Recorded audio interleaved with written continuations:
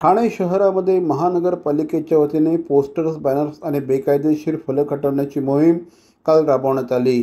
रस्त्याच्या दुभाजकांवर, पादचारी मार्गांवर तसंच झाडांवर धोकादायकरित्या लावलेले सर्व पोस्टर्स, बॅनर्स पूर्णतः हटवण्याची कारवाई करण्यात आली. ठाणे महापालिका क्षेत्रात एका दिवसात 665 अनधिकृत पोस्टर्स, बॅनर्स हटवण्यात आले. महापालिका आयुक्त श्री सौरभ राव यांच्या आदेशाने ही कारवाई करण्यात आली.